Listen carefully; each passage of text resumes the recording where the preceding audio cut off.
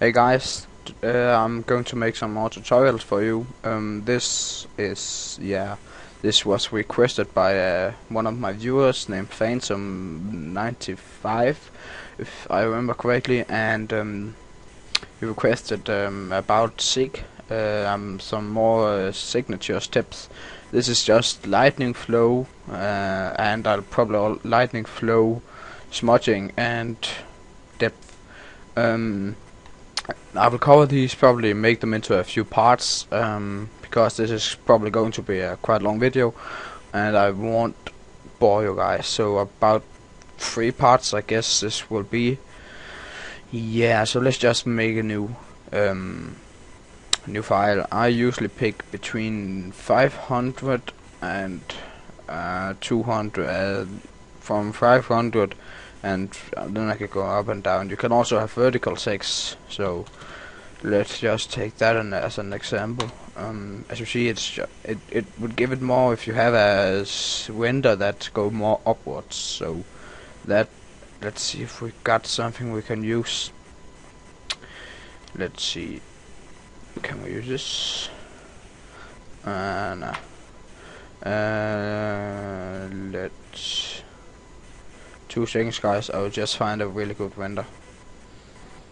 Hi guys, I found this render from renderat.com, which is a really good render site. It has high quality renders, and yeah, and it's quite big database. So I found this render. You gotta when you're finding a render, you always have to be really critique about the flow, the lighting, and such. Because it really depends on which render you have. So I picked this, which I thought was a pretty cool one from the game Stalker, if not misunderstanding. Yeah, so let's just get this and go into Photoshop. So now we just place the render, and let's see where, there. And then hold shift and drag in the corner to resize it. If you don't hold shift, it will get all messy. Shift, it will hold the proper proportions, and that way you can get the right and resize it without messing up the render. So I actually think that's way too big. Let's see.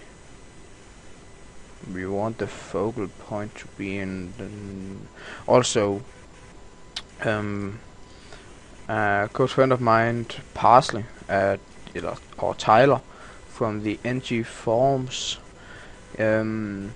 he also showed the focal point grid thing, how to be that only one, your focal point is the main. If you don't know focal point, like this focal point, it's his face, or rather, no, I would say this here, the orb he's holding, and that's the main, where we want the main attention to be, and your focal point should never be in the middle, because that will always look really bad. So yeah, let's see. First of all, I like to use stocks the most. So when I'm using a render, I have this pack I downloaded a long time ago. It has some really good photos of like cities and stuff, and also fantasy places. But it gives some nice backgrounds. Also, you can use nearly anything, even the render itself. I've seen a lot of people do this that way. You take the bottom, resize it up, drag it around, and we have our light source. You also need to look where your light source is. You see, I'm picking the area up here to be the normal light source. So if we just duplicate that a bit again to fill out the blanks. Label. I'm not very good at this, so that's why I usually choose the other option, which is let me show you. You can use your render and then just merge them by holding control. When you have one of them, hold control and click there to select the other layer and hold control E. That should merge them, but you can also right click, merge layers. This way can also just have the one, it will then merge the layer underneath by clicking merge down, and I can merge visible. All visible layers will then be merged, and the same for flatten image, but those you shouldn't use them. But let's just merge that, hide that, and then I'll just get some what I like to use, like this. The game is mostly some apocalyptic game, if I'm correct, so a nice apocalyptic feeling. And then you can also control first rasterize layer, control U, bring up the hue saturation bar, and then we want kind of a blue. Let's just go to colorize, and let's see if we got something else. I think I got something more apocalyptic.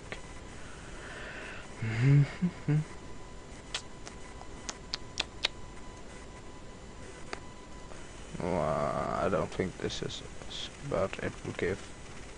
It don't have to be that good, because in the end we just filter, blur, Gaussian blur, and I can basically blur it out to nothingness. And then just let's see how it looked there. That's nice. So let's just go with that. We bring out the smudge. This is the one I normally use to give more of a grungy feel to the image. You can always play around with the strength of the smudge tool, and there's a lot of different ways you can smudge. I haven't read too much, so I usually stick with this one. But you can also use different brushes. I like this one. It's just I made 50 by 50 new image. Let's just make that, and then take out then fill it with black, edit, define brush preset. There we go. Nice. That's basically how I made that brush. This anyhow needs, and then you can play around with the scale, which will let's just you also have to see sample all layers. If you sample all layers, it will take all of the layers that are, but if you uncheck that and get like this, and then have only, then it's only the thing that are on the layer that you will smudge. So I can do this, and then it won't look so bad when you see. Let's see if I didn't do that. So if I had sample layers on and put it on screen, you can see huge difference. That's why in most cases it's best to use don't use sample all layers. But if it's like a background, sample all layers is a really good effect, because it gives all you can smudge directly on the background. That's yeah. So you can just do this. This is really bad. You can see. Then this has a bit more flow to it. Also the flow of this render, it goes like, let's see here, somewhat that it's always, if you have a people layer or person on the render, always look for the movement. You can see he's just like trying to move his arm that way. Yeah. Um, but also smudging is something that's good for if you have like here. That's really bad. So just turn down the scalar, shape dynamic, size jitter, angle jitter, roundness. Now this is just play around with these settings. It really depends on the layer you got. Like you see, huge difference in the smudging. This is also a nice.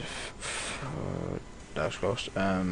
Never smudge if you don't have the layer copied. I've nearly ruined this layer. Now I have sampled all layers on, which is good for like doing this. I'm breaking up the. I just never mind. I just smudged on directly onto the layer, which isn't good, not at all. Well, then you can always delete the parts of the smudging that you don't like. Like I think this just ruins it a bit. Like that. That looks okay. And then just turn down the opacity a bit. There. Well, smudging can be used to create a flow. It can be used to create flow and help improve the layer. Like I told the flow in that way. That's why I'm now smudging somewhat in that way direction. Like also you can see it. The beams of the orb is going this way, and then I also create the focal point because this way I am also if you smudge lighten. These effects can always lighter color, as you see from that to that. Lighter color is it gives more of a it's nice effect if that's my opinion, but let's just a bit more. I'm sorry if this tutorial is a bit fucked up. Yeah, I'll probably get better in time. But in the meanwhile, let's just do this. Yeah. Oh, and then now we have basically covered smudging, depth, because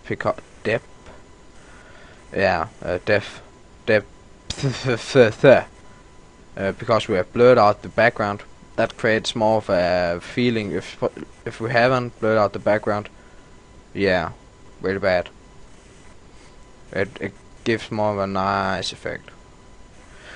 So yeah. And also now we just apply the curves as lighting. Let's just quickly put on some gradient maps. It's always good to get some color from the. Let's see. Let's just quickly. When you're applying a gradient map, get 2 colors from the render. I'm gonna choose blue there, and then gradient map, and then soft light. Always, this is something I forgot. You gotta have 1 light and 1 dark color. So if I just make this darker, let's just try and reverse. Yeah, that it depends on the feeling. Like there's a bit dark feeling to the render. That's also something you gotta judge, the feeling of the render, the feeling you're trying to get out of the render. I'm trying to get he's looking very badass and mean with the scar and stuff. So I'm trying to get a little more darker feeling. I'm just gonna see darker. Yeah, let's just see.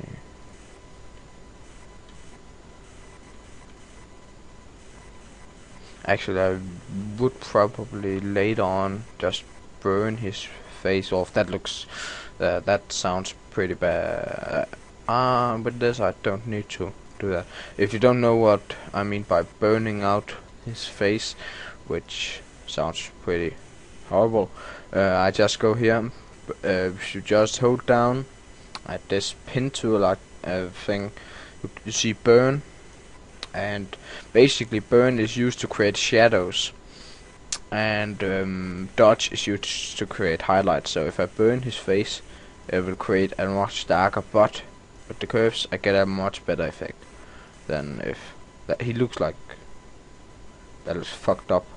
So yeah, it's better to apply curves. So yeah, and also a thing you can do is place C4Ds. C4Ds is good to create depth, light, effects, any sort of thing. I collected a few throughout the time. My old PC crashed with a lot of my stuff, so I had to create a bunch of new. But my collection is beginning to get quite big. The ones I like the most is these. These are really, really, really good to create depth since they're big and bulky. I've used these in the past, like this, and then I just go to filter, blur, Gaussian blur, patch 2, maybe a bit more since we want and then maybe drag.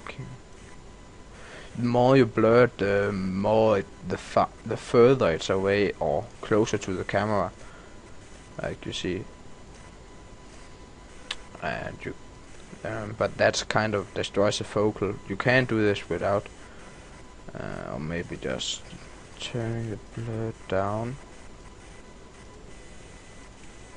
and then dragging it, maybe rotating it a bit like this because it has a bit of empty space. Nah, you know what, fuck it. Yeah. C4Ds they can, and if you can play around with layer styles on the C4Ds, like this, and then put it on color dodge, linear dodge. That would create some more light, but we got enough light on ours, so that would just ruin it. So yeah, I wanted to this signature. I wanted to a bit more simple and plain effect to it. I have a couple that are filled with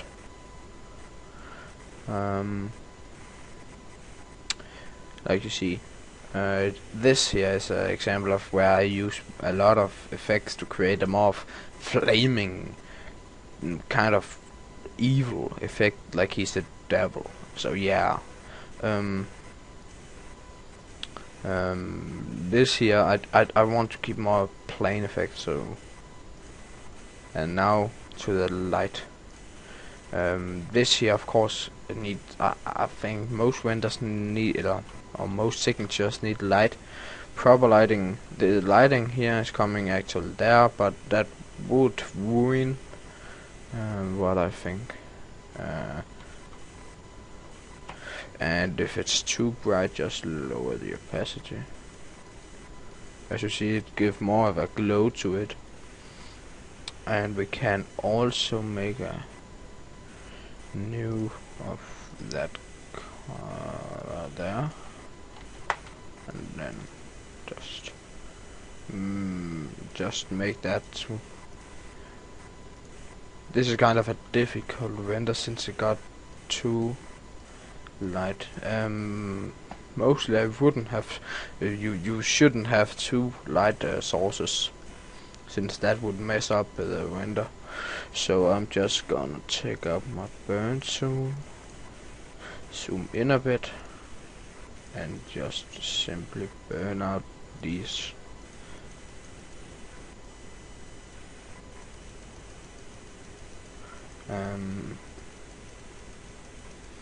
just so it won't look so bad, because if it has a light source already and if it has like highlights and stuff, then it will look pretty bad if it got another light source.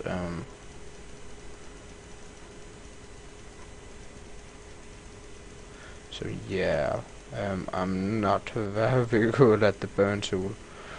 You can read some tutorials on it on the internet. There you can find basically everything you will need.